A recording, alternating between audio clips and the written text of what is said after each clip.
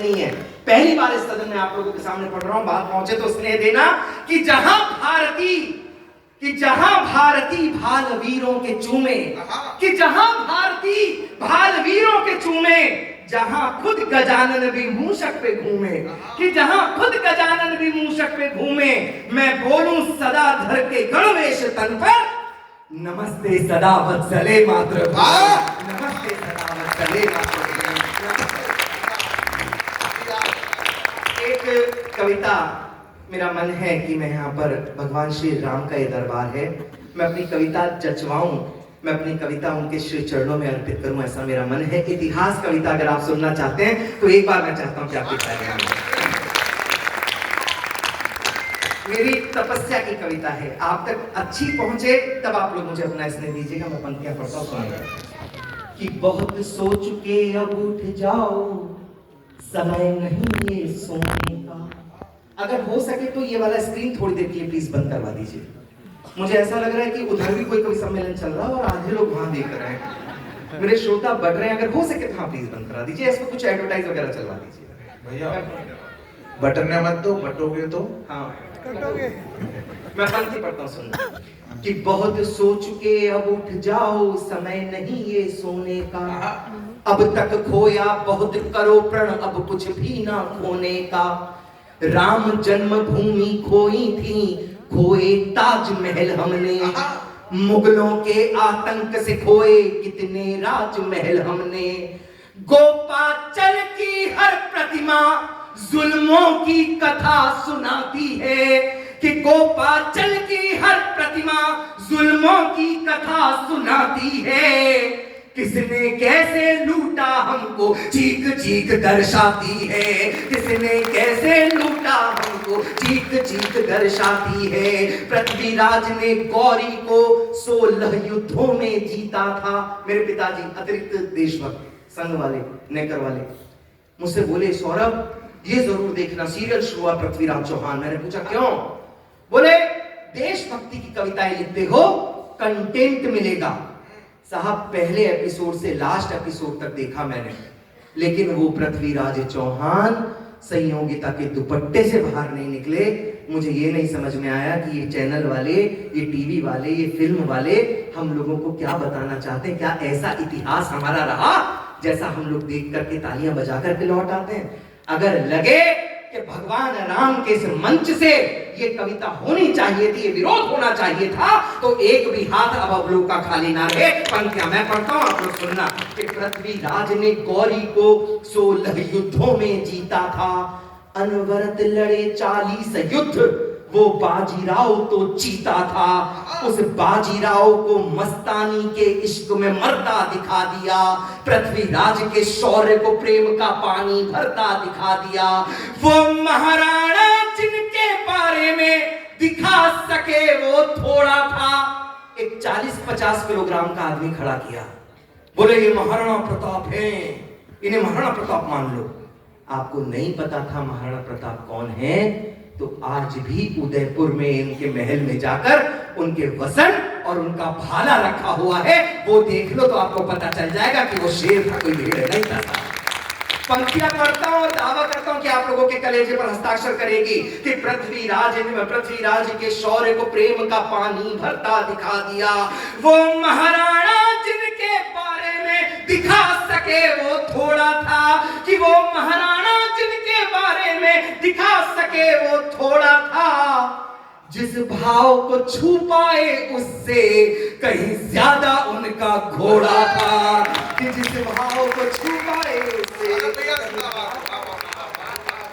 जिस भाव पंक्ति देता हूं सुनना कि हमको बतलाया जाता है अकबर महान इतिहासों में। क्या बात है? द ग्रेट अकबर, अकबर महान हमारे पाठ्यक्रमों में पढ़ा हम लोगों ने। आपको लगे कि सौरभ सही कह रहा है तब आप लोग अपना नेह देना कि हमको बतलाया जाता है अकबर महान इतिहासों में, नहीं मिलता शाहजहां जैसा कोई प्रतिमान इतिहासों में। इतिहास में प्रेम की सबसे बड़ी कोई प्रतिमूर्ति है तो वो ताजमहल है। आपके बाबा जी ने बनवाया था, किसी मंदिर को तोड़कर उसके अंदर से प्रतिमाएं हटाकर आप लाशें गाड़ दें तो वो मंदिर कब्रिस्तान नहीं हो जाएगा, वो ताजमहल तेजो महल था, तेजो महल है। और एक पंक्ति देता हूं आपको, और अब दावा करता है सौरभ कि अब अपने हाथ आप लोग रोक करके बताना, पंक्ति मैं पढ़ता हूं सुनना, कि तू कहता है ताजमहल के हर जर्रे में लब है। एक बार खोज होने दो ना फिर, कि तू कहता है ताजमहल के हर जर्रे में लब है, तू कहता है ताजमहल के हर जर्रे में लब है, तो खुल जाने दे दरवाजे, देखें शिव है या शव है। कि खुल जाने दे दरवाजे, देखें शिव है, खुल जाने दे दरवाजे, देखें शिव है या शव है। पंक्ति पढ़ता हूं, पहुंचे कि हमको बतलाया, और साहब प्रेम प्रेम प्रेम बताएगा ये शाहजहां हम लोगों को। जाकर के इंटरनेट पर सर्च करना, जहां आरा और शाहजहां के बीच क्या संबंध थे। बेटी थी जहांआरा, मुमताज के लिए बनवाया गया ताजमहल। बेटी बड़ी हुई तो शक्ल मिलने लगी मुमताज से उसकी जहांआरा की, उसके ऊपर मोहित हो गए। मौलवियों ने यह कहा कि जो माली अगर कोई पेड़ उगाता है तो उसका फल खाने का वो अधिकारी होता है। साहब, भारत की परंपरा इतनी ऊंची नहीं हो सकती। मैं विरोध करता हूं और मुझे अपने इस विरोध पर आप लोगों के हस्ताक्षर चाहिए। कहने की हिम्मत सौरभ करता है, स्वीकार आप लोग करना कि हमको बतलाया जाता है अकबर महान इतिहासों में नहीं मिलता शाहजहां जैसा कोई प्रतिमान इतिहासों में, कि नहीं मिलता शाहजहां जैसा कोई प्रतिमान इतिहासों में। बेबस के पति का वध कर जबरन देह को जिसने लूटा था, वहशी नजरों से सिंदूरी कोई दामन ना छूटा था। यदि ये महान थे तो वो कौन थे जो असमत से खेले थे, जिनकी बर्बरता के कोड़े हमने पीठों पर झेले थे। कि जिनकी बर्बरता के कोड़े हमने पीठों पर झेले थे, वो कौन थे जिनकी औलादें दीवार में जिंदा चुनवा दी। कोई पग अगर इस सदन में बैठी हो तो एक बार अपने स्थान पर खड़े होकर के मुझे बताना, कोई सरदार यहाँ पर बैठे हो, कोई पगधारी यहाँ पर बैठे, उनसे बड़ा बलिदान। और हम लोगों को क्या पढ़ाया जाता है हमारे इतिहास में? हम लोगों को यह पढ़ाया जाता है मुगल काल यहां से शुरू हुआ यहां तक रहा, उसने ऐसा किया उसने वैसा किया। सौरभ बताता है कि हमें क्या पढ़ना चाहिए था। आपको लगे कि सौरभ ने सही कहा, तब आप लोगों का इसने मांगता हूं कि वो कौन थे जिनकी औलादें दीवार में जिंदा चुनवा दी। वो कौन थे जिनकी औलादें दीवार में जिंदा चुनवा दी, जिनकी आंखों को नोच देह तपते तेलों में भुनवा दी, जिनको भेड़ों की खाल उड़ाकर लाल किले पर बंधवाया, जिन गुरु के बेटों को अंतिम सांसों तक तुमने तड़पाया। वो कौन थे जो हल्दी घाटी में दुर्ग की भांति अड़ते थे, कि वो कौन थे जो हल्दी घाटी में दुर्ग की भांति अड़ते थे। शीश भले कट जाए किंतु धड़ शत्रु से लड़ते थे। शीश भले कट जाए किंतु धड़ शत्रु से लड़ते थे। पढ़ना है बलिदान पढ़ो तुम जाकर हाड़ी रानी का। कौन कौन जानता है हाड़ा रानी की कहानी? एक बार हाथ उठा करके मुझे बताएं। पूरे सदन में 2 हाथ उठे, 3। साहब, इसमें आप लोगों का कोई दोष नहीं है, इसमें उस पाठ्यक्रम का दोष है जिसमें हम लोगों को यह तो बताया जाता है कि गांधी जी की बकरी को बांधने वाली रस्सी किस म्यूजियम में रखी हुई है, लेकिन यह नहीं बताया जाता कि हमारा इतिहास किन गौरवशाली कांधों पर चढ़कर हम तक यहां तक पहुंचा है। मैं पंक्ति पढ़ता हूं, कल जाके सर्च करना इंटरनेट पर हाड़ी रानी की कहानी।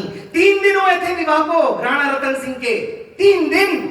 तीसरे दिन मातृभूमि ने आज्ञा दी कि रणभूमि तुम्हें बुला रही है, आ जाओ। जाना नहीं चाहते थे रतन सिंह, लेकिन जाना पड़ा। रणभूमि में पहली रात्रि में पत्र लिखा रानी के नाम। बोले, हाड़ी रानी, जो समय तुम्हारे साथ व्यतीत किया मैं वो भूल नहीं पा रहा हूं। अगर ईश्वर ने अनुकंपा की तो जल्दी आकर के पुनः मिलन होगा। घुड़सवार वो पत्र लेकर रानी के पास पहुंचा। रानी ने वो पत्र पढ़ा तो उनको ये लगा कि अगर राणा का मन मुझ में लगा रहा तो ये मातृभूमि युद्ध हार जाएगी। हाड़ी रानी ने उनसे कहा कि जो चीज मैं तुम्हें दे रही हूं घुड़सवार, वो जाकर के राणा को देना और ये कहना कि अब रानी भी तुम्हारे साथ युद्ध मैदान में युद्ध के लिए आ गई। और इतना कहकर अपना शीश काटकर थाल में सजा करके जिसने दिया वो हाड़ी रानी साहब उसकी कथाएं मैं पंक्ति पढ़ता हूँ, आप लोगों तक पहुंचे कि पढ़ना है बलिदान पढ़ो तुम जाकर हाड़ी रानी का, शीश थाल में भेजा जिसने ऐसी अमर जवानी का। अगर त्याग देखना है तो खोलो पन्ना पन्ना दाई का, कहीं मिलता है ऐसा प्रमाण बोलो बोली माई का कि जिसकी आंखों में स्वामी भक्त की स्वर्णिम अश्रु रेखा हो, कि जिसकी आंखों में स्वामी भक्त की स्वर्णिम अश्रु रेखा हो, अपने बेटे को तलवारों से खुद ही कटते देखा हो, कि अपने बेटे। और इस कविता का आखिरी बंद देता हूं साहब, आखिरी बंद स्वीकार करना और मुझे अपनी तालियों से विदा देना। शायद मैंने इससे अच्छा कुछ नहीं लिखा, ये आखिरी बंद आप लोगों तक पहुंचाता हूं। तालियां बहुत कमजोर हैं, मुझे एहसास नहीं हो रहा कि मैं भगवान श्री राम के दरबार में खड़ा होकर राम भक्तों के सामने काव्य पाठ कर रहा हूं।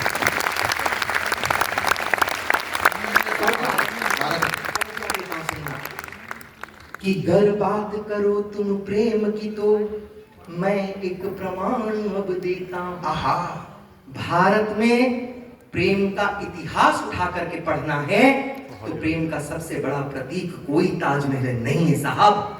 अगर भारत का इतिहास पढ़ना है तो एक बार रामेश्वरम चले जाना। भगवान श्री राम ने मां सीता को लाने के लिए जिस सेतु का निर्माण किया था, आज तक वैज्ञानिक पता नहीं लगा पाए कि वो काहे पे बनाया गया था। आप हमें बताएंगे कि प्रेम क्या होगा?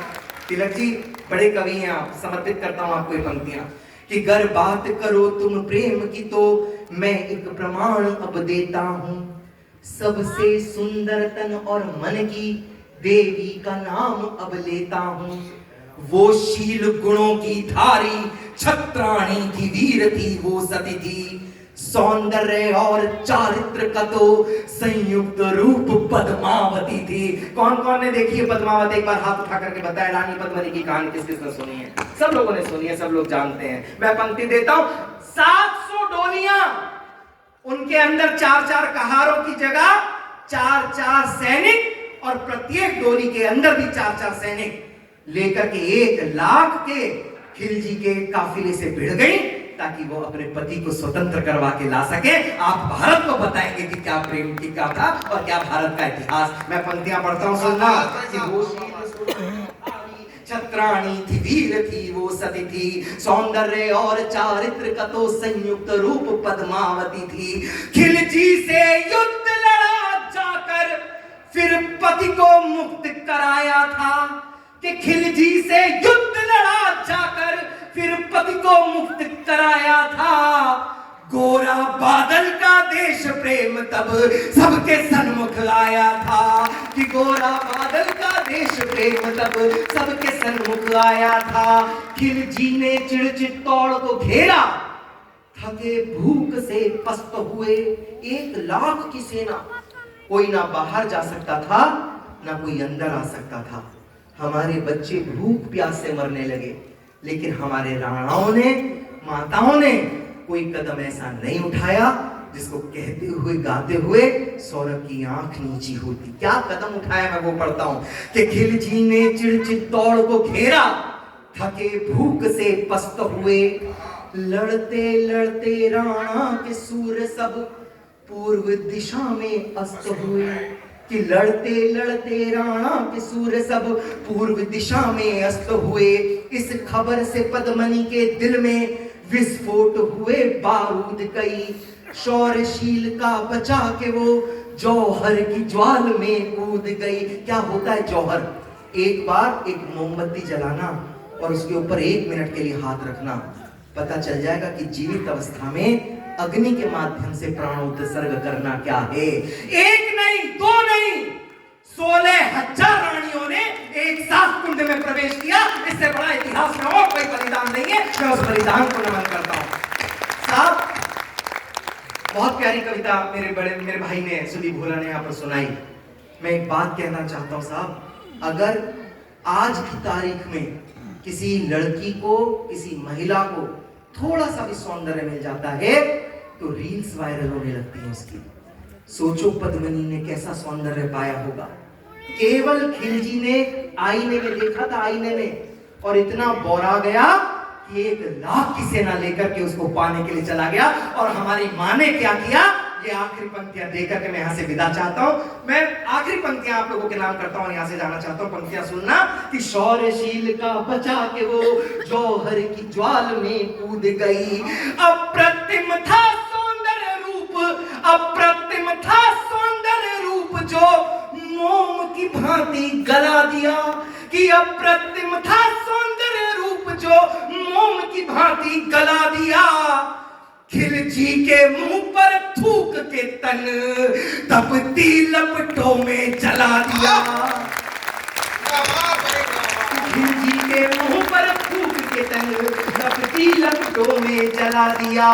पूजा की थाली का प्रसाद कुत्तों का ग्रास नहीं होगा। कि पूजा की थाली का प्रसाद कुत्तों का ग्रास नहीं होगा। बुनियादों पे झूठ की निर्मित अब इतिहास नहीं होगा। बहुत सुंदर। आप लोग खड़े हुए इससे बड़ी शायद भी नहीं होती। मेरा आभार बहुत बहुत मैं अब जिनको आमंत्रण देने वाला हूं दोस्तों, भैया बैठ जाए।